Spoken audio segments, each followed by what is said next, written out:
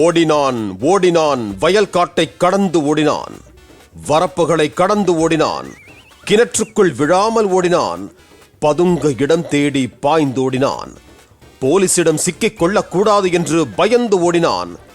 இறுதியில் போலீசும் விரட்டி வந்ததால் சிக்கிக் கொண்டான் வெற்றிவேல். யார் இந்த வெற்றிவேல்? எதற்காக இந்த துரத்தல்? விரிவாக பார்க்கலாம். சிவகங்கை காவல் நிலையத்தில் சரித்திர பதிவேடு குற்றவாளிகள் பட்டியலில் உள்ள ரவுடி வெற்றிவேல் என்பவரின் சகோதரி சாந்தி. இவர் வரதட்சணை கொடுமை காரணமாக கடந்த 2023ஆம் ஆண்டு ஜூன் மாதம் உயிரை மாய்த்து கொண்டதாக கூறப்படுகிறது. சாந்தியின் கணவர் சோமசுந்தரம் மற்றும் அவரது குடும்பத்தார் மீது சிவகங்கை தாலுகா காவல் நிலையத்தில் வழக்கு பதிவு செய்யப்பட்டது. இந்த வழக்கின் விசாரணை மகிழா நீதிமன்றத்தில் நடந்து வருகிறது. இந்த நிலையில் தனது சகோதரியின் உயிரிழப்புக்கு பழிக்கு பழி வாங்குவதற்காக சகோதரியின் கணவர் சோமசுந்தரத்தை கொலை செய்ய ரவுடி வெற்றிவேல் தனது கூட்டாளியான ரவுடி ஜெயக்கண்ணனுடன் சேர்ந்து திட்டமிட்டதாக கூறப்படுகிறது.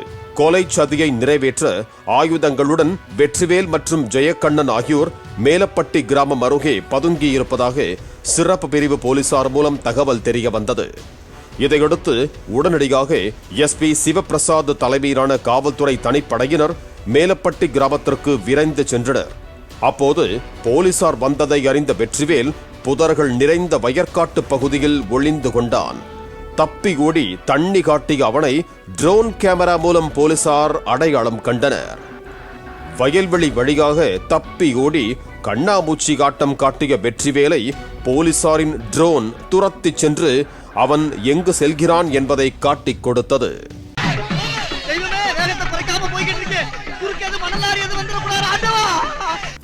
இதற்கிடையே வெற்றிவேல் ஓடிச் செல்லும் திசையை நோக்கி காவலர் ஒருவரும் விரட்டிச் சென்றார்.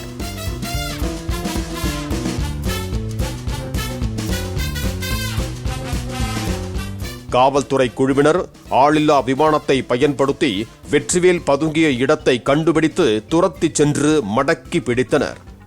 அவரது கூட்டாளியான ஜெயக்கண்ணனும் கைது செய்யப்பட்டார். இருவரிடம் இருந்தும் அரிவாள், கத்தி உள்ளிட்ட ஆயுதங்கள் பறிமுதல் செய்யப்பட்டன. இதன் மூலம் ஒரு கொலை சம்பவத்தை முன்கூட்டியே துப்பறிந்து தடுத்துள்ளதாக போலீசார் தெரிவித்தனர்.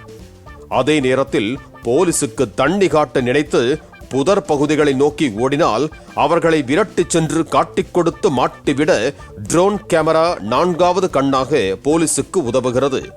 எனவே கால மாற்றத்திற்கு ஏற்ப அனைத்து காவல் நிலையங்களுக்கும் இதுபோன்று அதிநவீன ட்ரோன் கேமராக்களையும் அதனை இயக்க போலீசாருக்கு உரிய பயிற்சியும் வழங்க வேண்டியது காலத்தின் கட்டாயம். பாலிமர் செய்திகளுக்காக செய்தியாளர் கதிரவன் மற்றும் வேல்ராஜ். பிளே ஸ்டோர் மற்றும் ஆப் ஸ்டோரில் இருந்து பாலிமர் செயலியை QR கோடு மூலம் பதிவிறக்கம் செய்யுங்கள். செய்திகளை உடனுக்குடன் பெறுங்கள்.